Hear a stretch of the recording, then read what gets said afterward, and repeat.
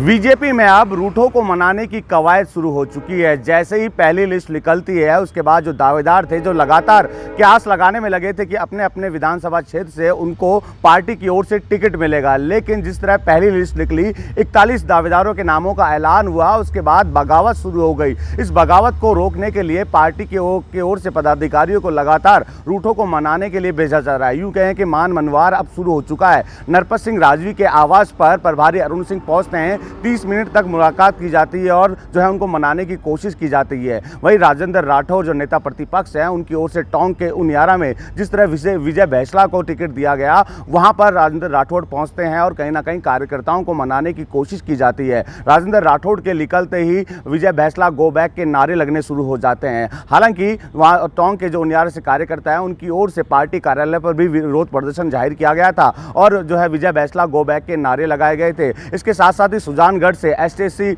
मोर्चा के जो प्रदेश उपाध्यक्ष हैं बीएल भाटी, उनकी ओर से भी जो है निर्दलीय मैदान में उतरने का ऐलान कर दिया गया है। हालांकि उनको भी उम्मीद थी कि पार्टी उन्हें टिकट देगी, लेकिन जब टिकट नहीं मिला तो उन्होंने निर्दलीय ताल ठोकने का ऐलान कर दिया। इसके साथ साथ ही नगर से जो है अनिता सिंह, जो कि लगातार उम्मीद जताई जा रही थी कि पार्टी की ओर से उन्हें टिकट दिया जाएगा, लेकिन जब टिकट नहीं मिला तो उन्होंने भी निर्दलीय मैदान में उतरने का ऐलान कर दिया। उन्होंने कहा, अब मैं बंदर से छूट गई हूँ, अब मैं पुरजोर तरीके से मैदान में उतरूंगी। हालांकि पहली लिस्ट के साथ ही जिस तरह बगावत शुरू हो चुकी है, इस बगावत को रोकने के लिए शीर्ष नेतृत्व की ओर से हालांकि जो है 11 सदस्यीय कमेटी बना दी गई है। कमेटी का अध्यक्ष जो है कैलाश चौधरी, जो कि केंद्रीय मंत्री है, उनको जिम्मेदारी दी गई है। अब कहीं ना कहीं रूठों को मनाने की कवायद में पूरा ये कहें कि बीजेपी के पदाधिकारी लग गए हैं। अगर रूठे नहीं मानते हैं तो निश्चित तौर पर बीजेपी को कहीं ना कहीं विधानसभा चुनाव में नुकसान उठाना पड़ सकता है। एक तरफ विद्याधर सीट की अगर बात करें, यहाँ से नरपत सिंह राजवी लगातार 3 बार विधानसभा चुनाव जीते थे, तो उम्मीद जताई जा रही थी कि कहीं ना कहीं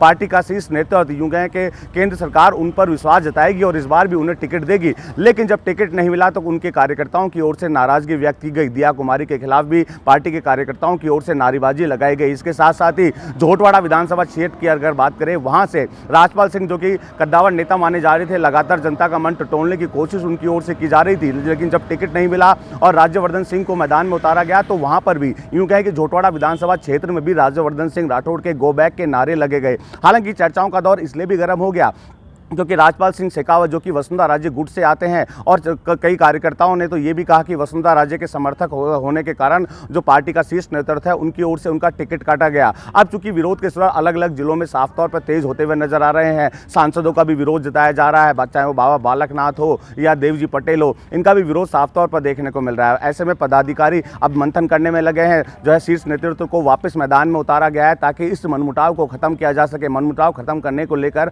अब लगातार पार्टी के पदाधिकारी चर्चा भी करने में लगे हैं, रूठों को मनाने की कवायद भी की जा रही है। अब देखने वाली बात होगी ये पदाधिकारी कितना सफल हो पाते हैं रूठों को मनाने में।